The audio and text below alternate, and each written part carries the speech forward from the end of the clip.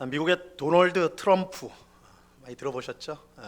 지금 현 대통령 바이든이고 그 전 대통령이 도널드 트럼프입니다. 도널드 트럼프가 이 대통령 선거에 나오면서 외쳤던 표가 미국을 다시 위대하게, 미국을 다시 위대하게, 자신이 미국을 위대하게 만들겠다 이렇게 이제 표를 가지고 나왔고 당선이 되었습니다. 그래서 2017년에 대통령이 취임을 하게 되는데요. 그가 미국을 다시 위대하게 만드는 방법은 소위 아메리카 퍼스트라고 해서 미국 우선주의 정책을 통해서 이 위대한 민국을 만들려고 하였습니다. 전통적으로 미국은 이 세상의 경찰 국가 노릇을 하였어요. 그래서 자유민주주의를 위협하는 나라들을 응징하는 데 앞장서 왔습니다. 물론 이것은 이제 모든 사람이 똑같이 그렇게 평가하는 것은 아닙니다. 부정적으로 생각하는 사람들도 많은 것이 사실이죠. 어쨌든 결과적으로 보면 우리나라 외교부 장관에 해당하는 미국의 국무부 장관, 그러니까 미국 국무부 장관, 우리 같으면 국무부 장관이면 내무부랑 같을 것 같은데 이제 내치를 하는 것 같은데 미국은 국무부 장관이 외교부 장관이에요. 그래서 이 미국의 국무부 장관, 그러니까 외교부 장관 우리식으로 하면 이 웬만한 어느 나라 대통령보다 힘이 있고 잘 알려져 있지요. 그러니까 굉장히 이제 세상에 큰 영향력을 가진다는 겁니다. 이 경찰 국가 노릇을 했기 때문에 그런 거예요.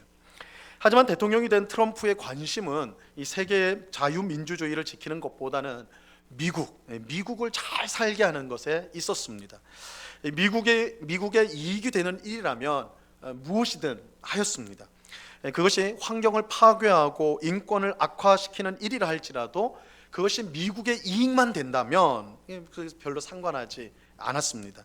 이 트럼프 대통령이 온갖 비리에 연루가 되고 수많은 비윤리적 행동을 했을지라도 이 높은 지지율을 얻었거든요. 우리가 밖에서 보면 아니 어떻게 저런 사람이 한 나라의 대통령이 되나 하지만 사실 미국 국내에서는 굉장한 지지율이 있었습니다.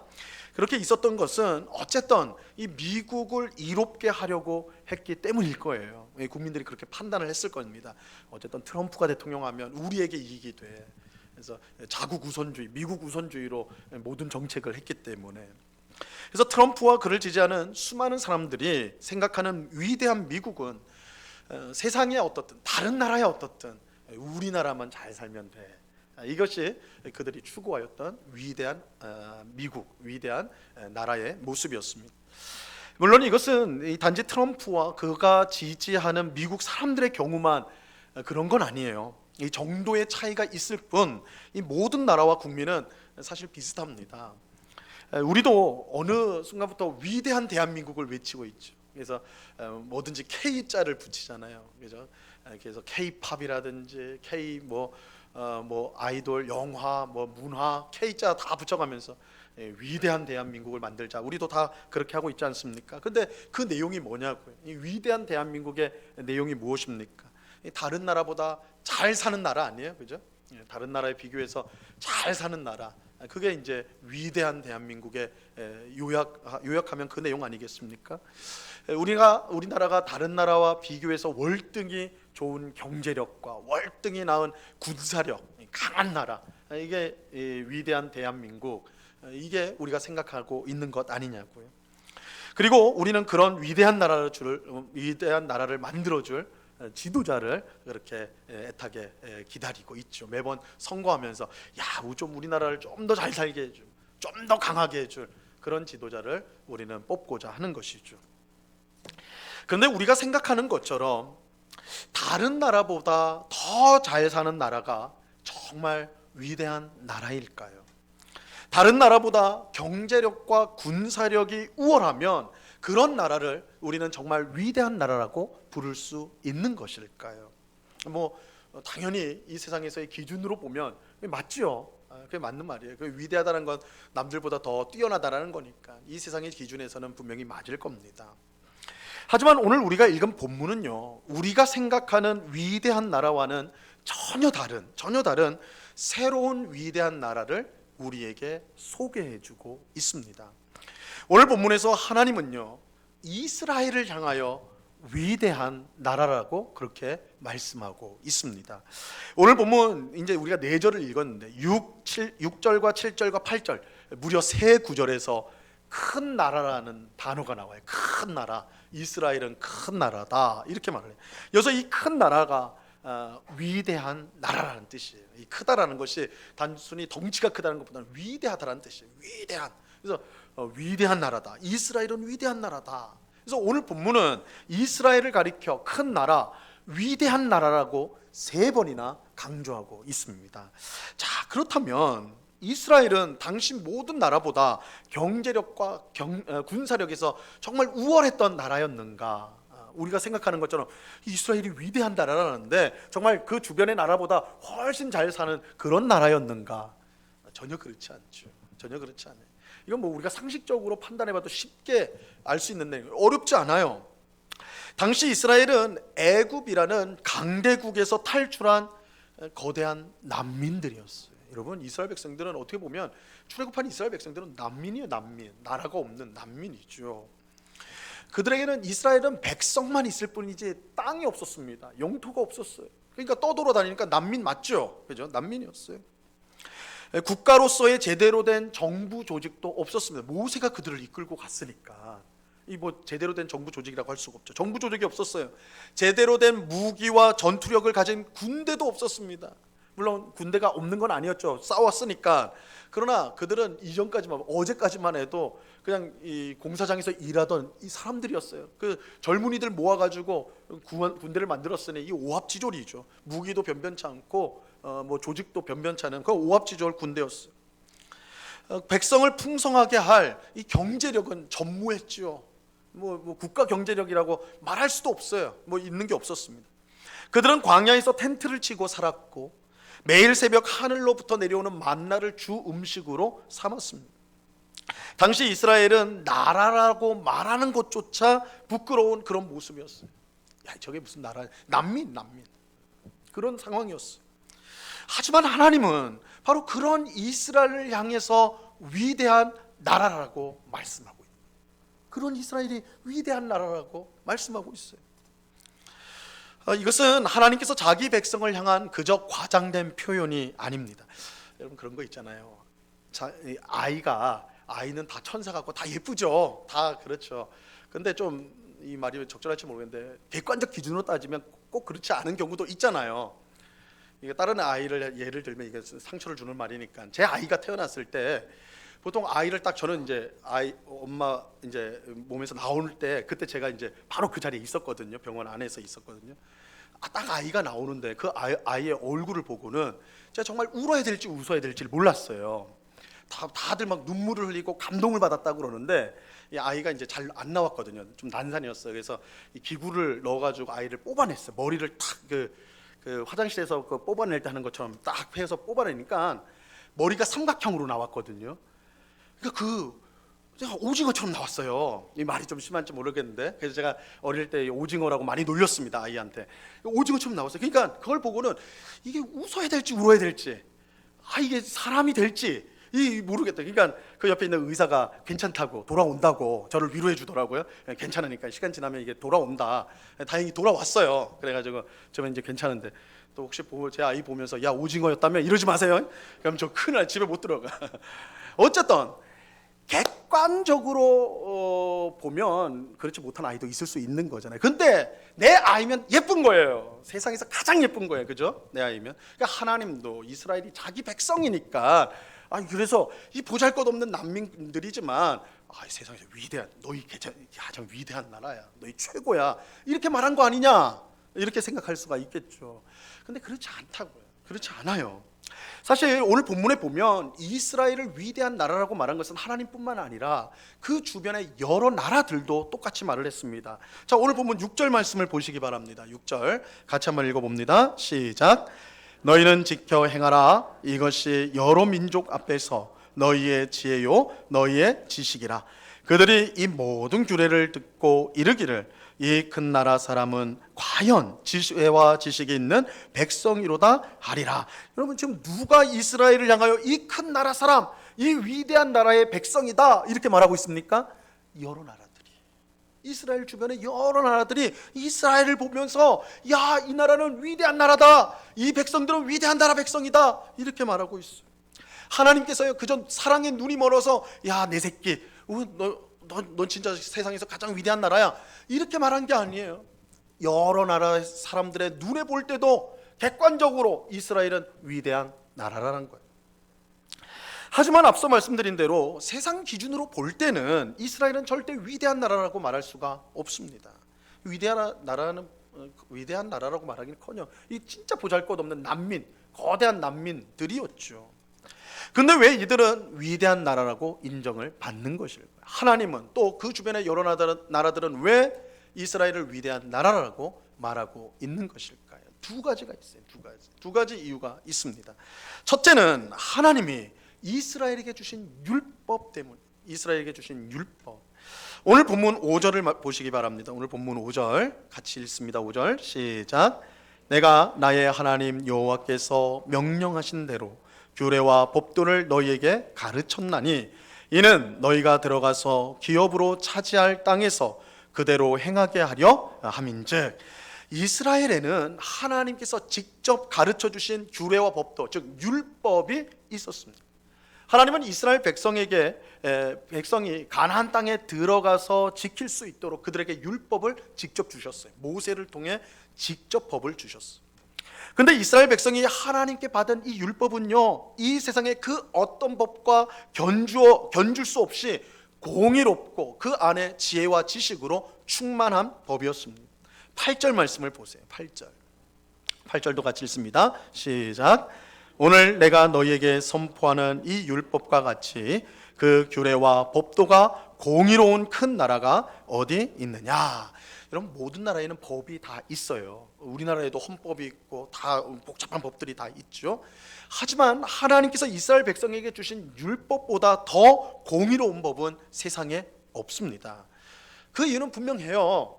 이 세상에 있는 모든 법은 누가 만들었어요?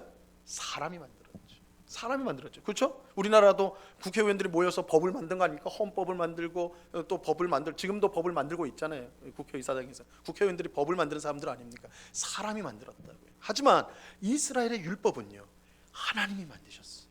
하나님이 만드셔서 백성들에게 주신 법이잖아요. 여러분, 세상을 공의롭게 심판할 수 있는 분이 하나님이에요. 유일한 분이에요. 오직 하나님만이 이 세상을 공의롭게 심판하실 수 있는 분이세요. 근데 그 공의로운 하나님이 직접 주신 법이잖아요. 그러니까 이 율법이 얼마나 공의롭겠냐고요. 너무 당연한 것이죠.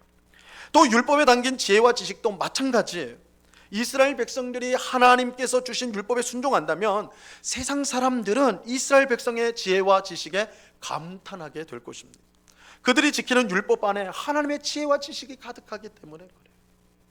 이것이 오늘 본문 6절이 말씀하는 내용입니다. 우리가 6절 우리가 방금 읽었었는데 다시 한번 보세요. 너희는 지켜 행하라. 이것이 여러 민족 앞에서 너희의 지혜요 너희의 지식이라. 그들이 이 모든 규례를 듣고 이르기를 이 큰 나라 사람은 과연 지혜와 지식이 있는 백성이로다 하리라. 세상 사람들이 율법을 지키는 이스라엘 백성을 보면서 이 큰 나라 사람들은 과연 지혜와 지식이 있는 백성이다, 이렇게 감탄하게 되리라는 거예요. 율법 안에 하나님의 지혜와 지식이 가득하기 때문이죠.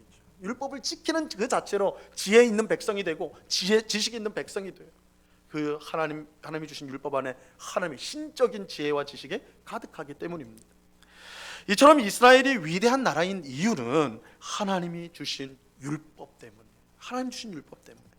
이 율법은 세상 어느 법보다 공의롭고 그 안에 지혜와 지식이 가득합니다. 하지만 우리가 이제 기억해야 될 중요한 사실이 있어요. 이스라엘 백성이 율법을 가지고 있는 것만으로 그들이 위대한 나라가 되는 것은 아닙니다. 그들이 위대한 나라가 되는 것은 율법을 단순히 가지고 있어서가 아니라 그 율법에 순종하기 때문입니다. 율법의 공의로움과 지혜와 지식은 그 율법에 순종할 때에 분명하게 드러나게 돼 있는 거예요. 여러분, 아무리 좋은 율법이 있어도 지키지 않으면요, 그게 어떻게 죽은 법이 되는 것이죠. 지켜야 할 때 그것이 공의롭고 지혜 있고 지식이 있다는 것이 드러나게 되는 것입니다. 자, 우리는 여기서 이스라엘 백성이 율법에 순종한다는 것이 무슨 의미인지를 우리가 이제 좀 생각해 볼 필요가 있습니다. 이 부분은 좀 우리가 좀 귀를 잘 기울여서 들어보세요. 그게 성경에서 굉장히 중요한 내용입니다.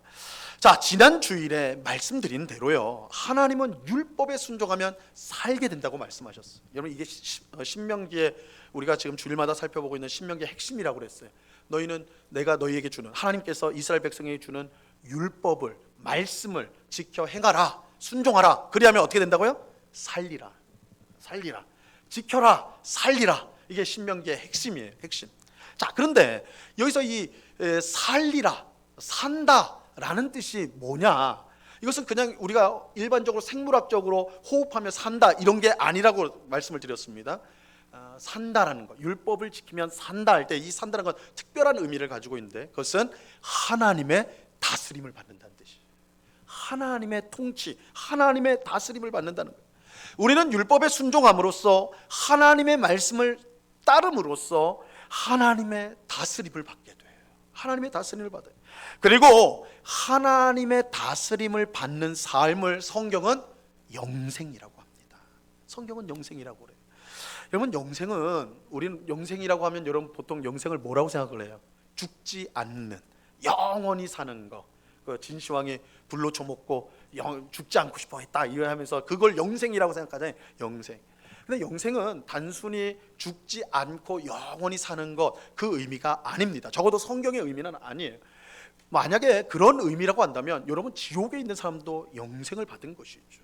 그죠? 지옥에 들어가는 사람도 영원히 죽지 않고 고통을 당하니까, 그럼 지옥에 있는 사람도 영생을 받은 것이죠. 그러니까 성경에서 말하는 영생은 그런 의미는 아니에요. 영생은 죽지 않고 영원히 산다, 그 의미가 포함되긴 하지만 주된 의미는 아니란 말이에요. 그러면 영생이 뭐냐? 성경에서 영생은요, 오는 세상의 생명이란 뜻이에요. 오고 있는 세상의 생명, 지금 이 세상과 구별되는 오고 있는 세상의 생명이 영생이에요. 그리고 이 오고 있는 세상은 다름 아닌 하나님의 나라, 천국을 말합니다. 여러분, 천국은, 우리는 천국에 들어간다는 표현을 많이 하지만 성경은 천국이 온다라고 그래요. 그래서 예수님께서 사람들 앞에서 제일 먼저 하신 설교의 내용이 뭐예요? 회개하라. 뭐가 가까웠다고요? 천국이 가까웠다 그러잖아요. 가까워야 했다는 것은 이제 문 앞으로 오고 있다는 거예요. 가까이 오고 있다. 천국이 오고 있다. 그렇죠? 여러분, 영생은 하나님 나라의 생명, 오는 세상의 생명, 하나님 나라의 생명인데, 그렇다면 하나님 나라는 어떤 곳인가? 하나님 나라는 어떤 곳이에요? 하나님이 다스리는 곳이에요. 천국은 하나님이 다스리는 곳이에요. 여러분, 천국은 어떤 곳입니까? 천국은 어떤 곳이에요? 이게 이제 주일학교에서는 많이 물어보는데 장년들한테는 잘 물어보는 일이 없어가지고, 천국은 어떤 곳인가? 많은 사람들이 천국은 어떤 곳입니까? 물어보면 길은 금으로 깔려 있고 온갖 보석들이 널려 있고, 그죠? 매일 잔치가 열리고 행복하고 즐거운 그런 곳이 천국입니다. 맞죠? 그거 다른 거 아니에요. 성경에도 그렇게 분명히 묘사를 하고 있으니까. 그런데 천국의 가장 중요한 핵심, 천국의 특징은 하나님이 다스리는 곳이라는 거예요. 여러분, 천국은 하나님이 다스리는 곳이에요. 천국은 하나님의 통치가 있는 거예요. 하나님이 왕으로 계셔서 그 모든 것을 다스리는, 하나님이 장악하신 곳이 천국이란 말이에요. 그래서 여러분, 천국에는 죽음이 없어요. 천국에는 죽음이 없습니다. 왜냐하면 생명의 근원이신 하나님이 다스리기 때문에 그래요. 생명의 하나님이 다스리기 때문에 죽음이 들어올 수가 없는 거예요. 여러분, 천국에는 슬픔이 없습니다. 왜 그래요? 모든 기쁨에 하나님께서 다스리는 곳이 천국이기 때문에 그래요. 기쁨에 하나님이 통치하고 다스리기 때문에 슬픔이 들어올 수가 없는 거예요. 여러분, 빛이 있는 곳에는 어둠이 들어올 수가 없어요. 빛의 통치가 있는 곳에는 어둠이 들어올 수가 없는 거예요. 이처럼 천국은 하나님이 다스리는 곳이고, 하나님의 다스림을 받는 삶이 곧 영생이에요. 영생. 자, 이렇게 보면 영생은요, 우리가 죽어야만 받을 수 있는 것이 아니에요. 우리는 보통 영생이라고 하면 우리가 죽으면 천국에서 영원히 사니까, 아, 우리가 죽어야지 받는 게 영생이구나, 이렇게 생각하잖아요. 근데 우리가 영생은 이 땅에서도 받을 수가 있어요. 왜냐하면 이 땅에서 우리가 하나님의 다스림을 받을 수가 있기 때문에 그래요. 그런데 어떻게 하나님의 다스림을 받을 수 있습니까? 처음으로 돌아가죠. 하나님의 율법에 순종함으로써, 하나님의 말씀을 따름으로써 우리는 영생을 얻게 되는 것입니다. 여러분, 하나님의 율법, 하나님의 말씀에 순종하는 것이 곧 그의 다스림을 받는 거예요. 하나님의 말씀과 뜻이 이루어지는 곳이 곧 하나님이 다스리는 곳이기 때문입니다.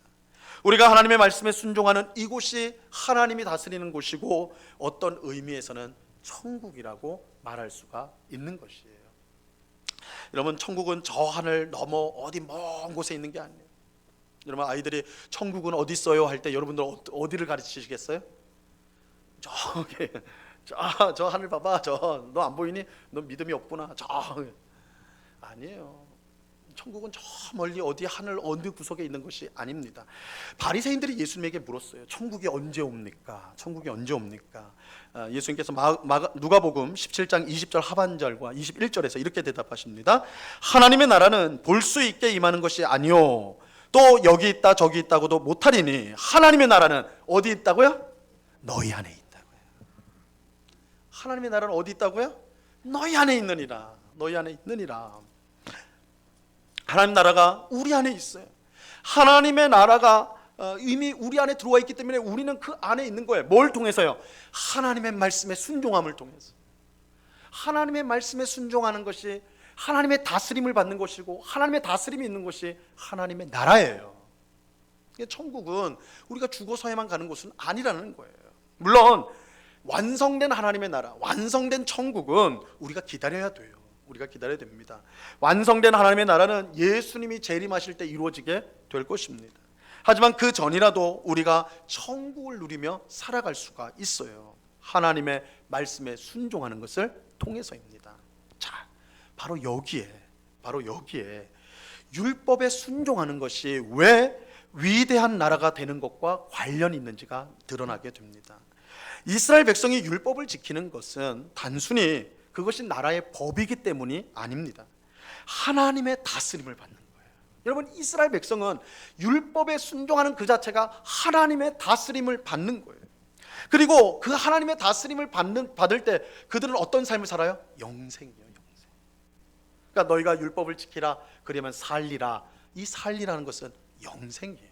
너희가 영생을 얻으리라. 요한복음의 말로 하면 너희가 영생을 얻는 것이다, 이렇게 말할 수가 있는 거예요. 하나님이 주시는 지혜와 지식을 경험하게 되는 거예요. 이것은 어느 나라 사람도 경험할 수 없는 일이에요. 오직 하나님의 율법과 말씀에 순종할 때 하나님의 다스림을 받을 수 있기 때문이죠.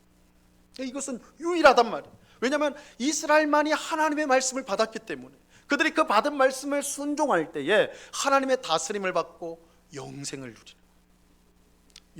누리는, 천국을 경험하는 유일한 백성이 이스라엘 백성이에요. 이스라엘이 위대한 나라인 것은 하나님의 율법과 말씀을 받고 순종함으로 하나님의 다스림을 받기 때문입니다. 하나님의 다스림을 받는 나라보다 더 위대한 나라가 어디 있겠냐고요. 그 나라의 왕이, 그 나라의 대통령이 하나님이시라면 그 나라보다 위대한 나라가 어디 있겠냐고요. 어디 있겠냐고요.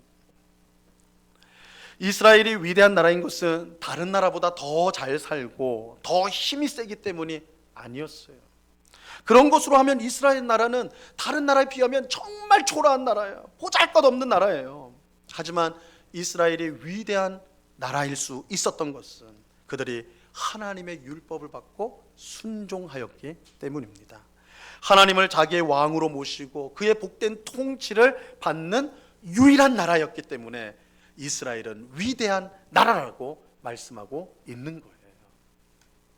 자, 이것이 또돌이 난민에 불과했던 이스라엘이 위대한 나라였던 첫 번째 이유입니다. 첫 번째 이유.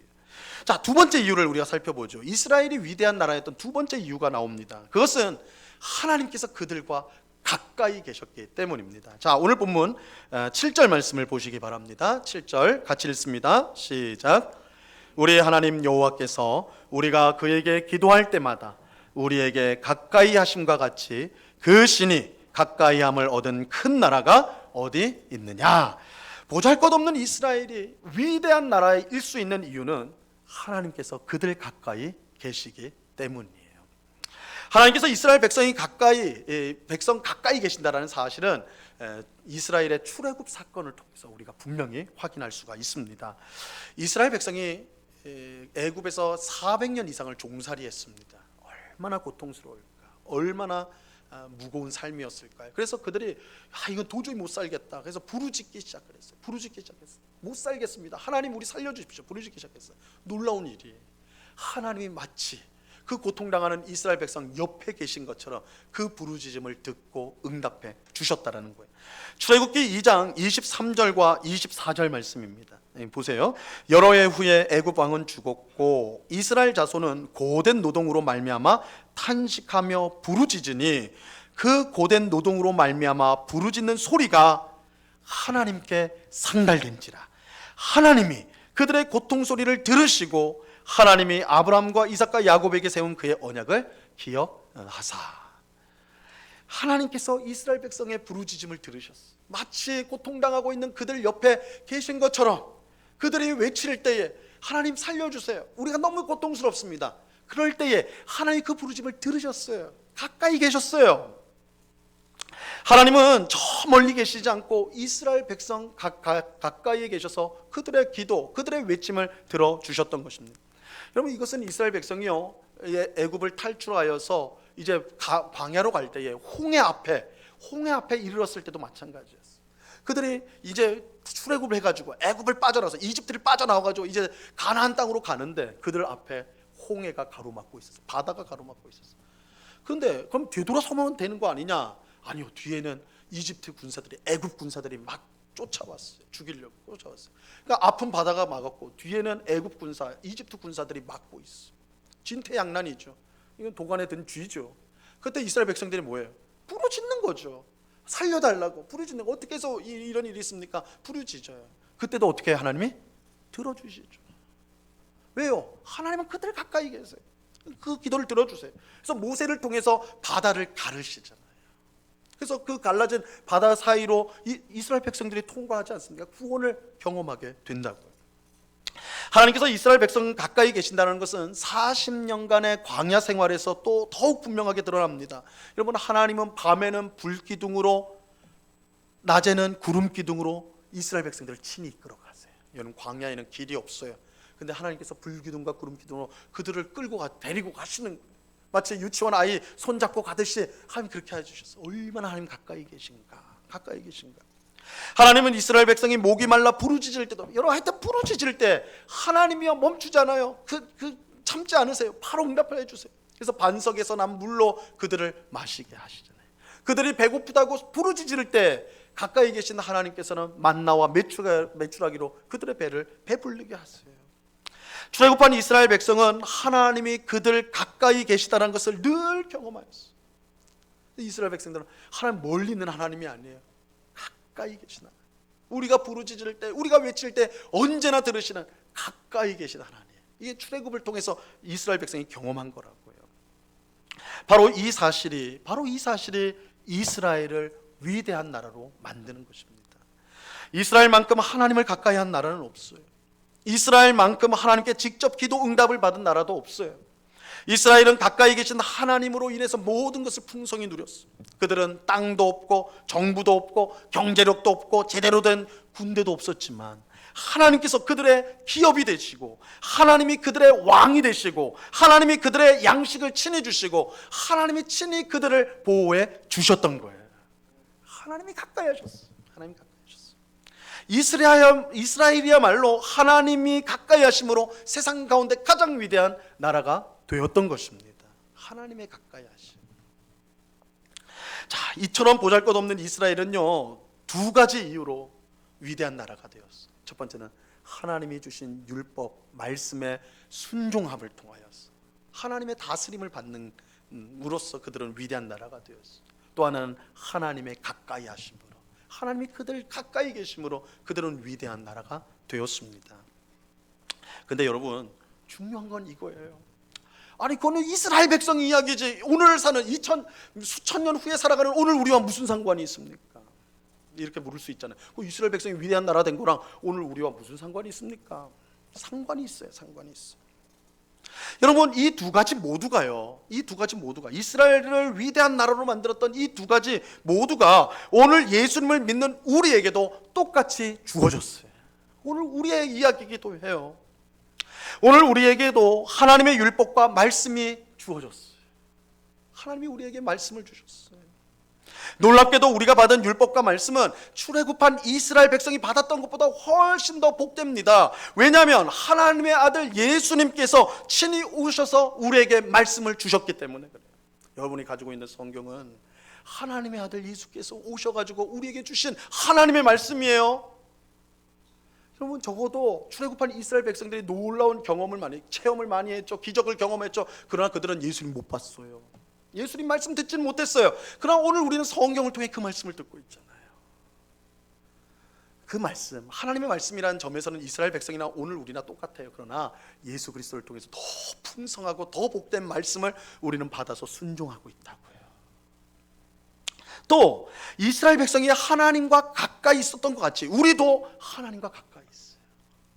그런데 이번 경우에도 출애굽한 이스라엘 백성과 비교할 수 없이 우리는 하나님과 더 가까이 있어요. 더 가까이 있어요. 그 이유는 예수님께서 성령 하나님을 우리에게 보내주심으로 하나님이 우리 안에 친히 거하시기 때문입니다. 여러분, 하나님이 이스라엘 백성에게는 하나님이 가까이 있다는 표현을 썼잖아요. 근데 신약 성경에 오면 우리 신약 백성 아닙니까? 우리는요, 하나님이 가까이 있다는 표현보다 뭐라고 해요? 너희 안에 계신다 그랬죠. 예수님은 너희에게 성령을 내가 보낼 텐데 그 성령이 너희 안에 계신다.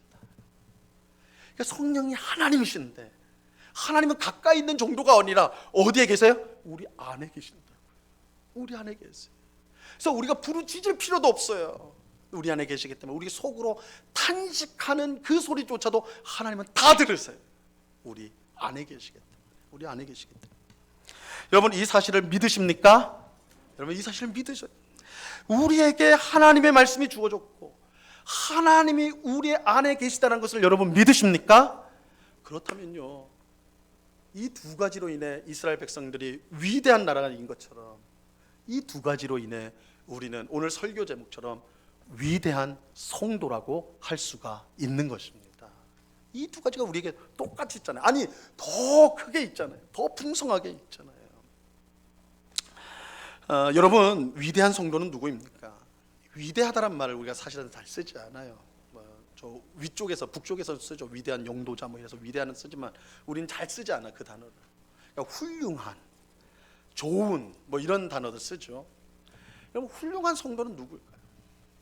좋은 성도, 괜찮은 성도, 인정받는 성도, 그 성도는 어떤 사람일까요? 신앙생활을 잘해서 돈도 좀 잘 벌고, 그죠? 사업도 잘 되고 승진도 잘 돼서 돈도 좀 잘 벌고, 또 자녀들을 신앙생활도 잘하고 공부도 잘하고 취직도 잘 되고, 또 아픈 데 없이 건강하고 교회에서 직분도 받고 봉사도 많이 한 그런 사람, 우리가 보통 생각하는 훌륭한 성도, 괜찮은 성도, 좋은 성도, 이거 아닙니까? 그렇죠? 물론 참 귀하죠. 맞아요. 참 귀한 겁니다. 하지만 본질적으로 위대한 성도는 이런 것들로 되는 게 아니에요. 이런 걸로 되는 게 아니에요. 위대한 성도의 자격은 두 가지예요.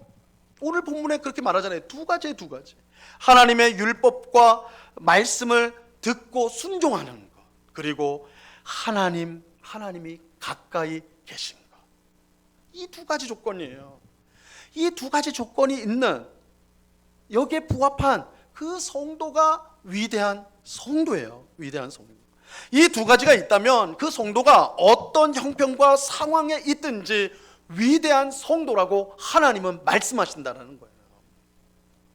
이것은 보잘것없는 난민에 불과한 이스라엘이 이 두 가지 때문에 위대한 나라라고 하나님께 인정받았던, 또한 주변 민족에게 인정받았던 데서 우리가 분명히 알 수가 있는 것입니다. 우리는 예수를 믿는 것만으로는 부족한 것처럼 신앙생활할 때가 많아요. 돌아보면 예수를 믿는 것만으로 만족을 못해요.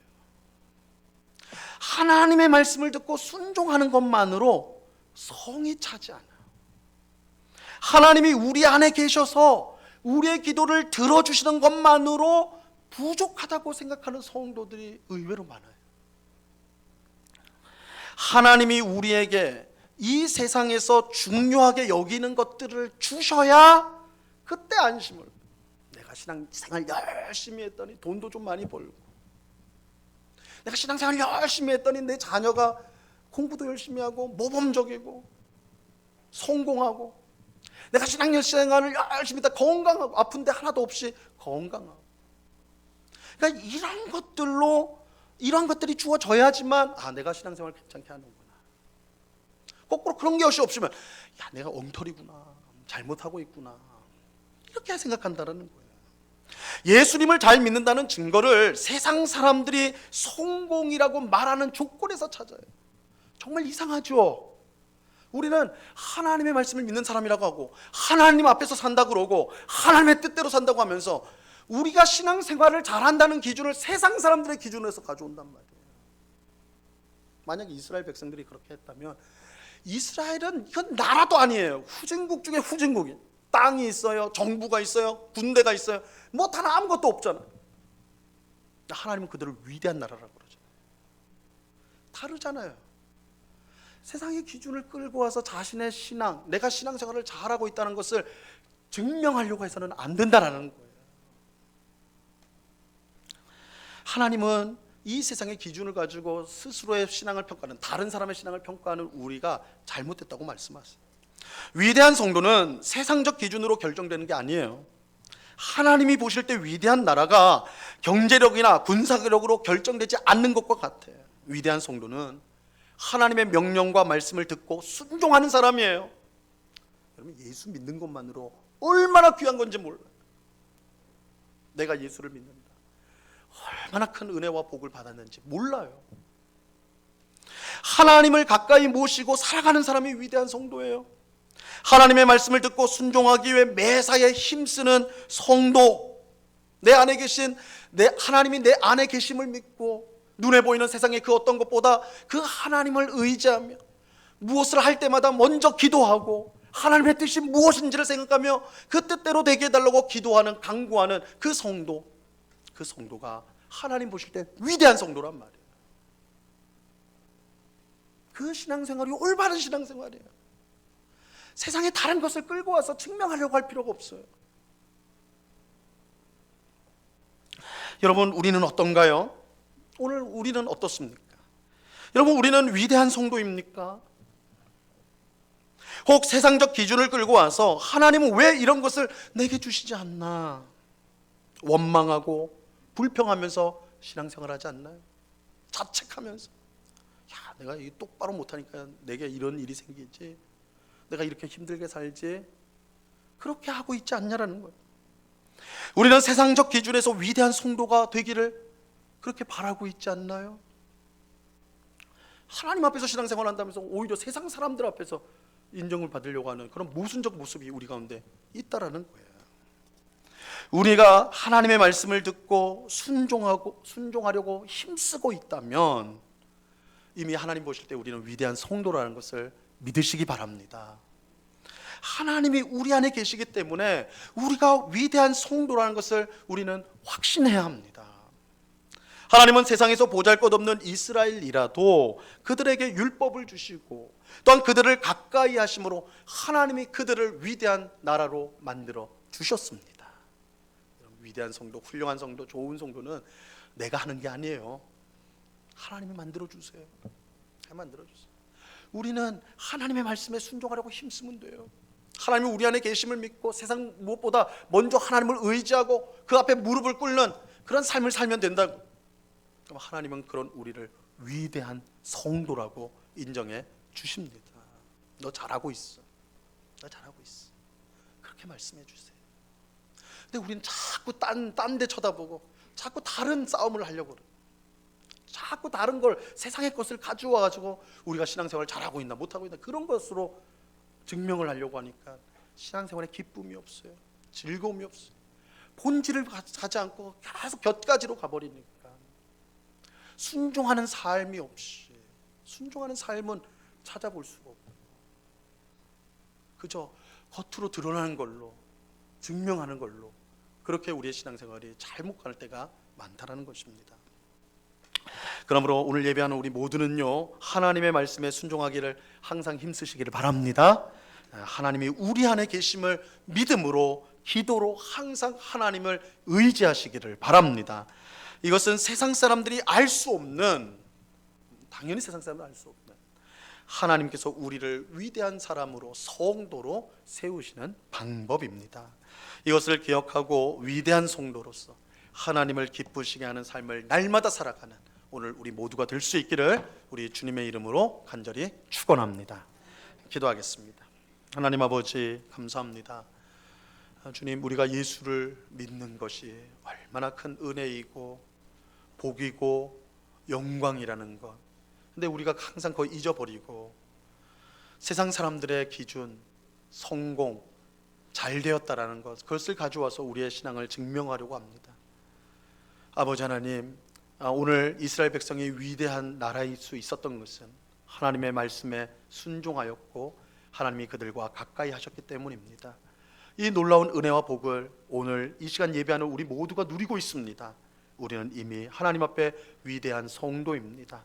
이러한 사실을 꼭 기억하고 매일매일 하나님의 말씀에 순종하기를 힘쓰는 저희가 되게 하여 주시옵소서. 세상에 그 무엇보다 하나님을 의지하며 먼저 하나님의 나라와 의를 늘 구하는 저희 되게 하여 주시옵소서. 그래서 위대한 성도로서 하나님께 인정을 받으며 이 땅 가운데서 살아가는 저희 모두가 될 수 있도록 인도하여 주시옵소서.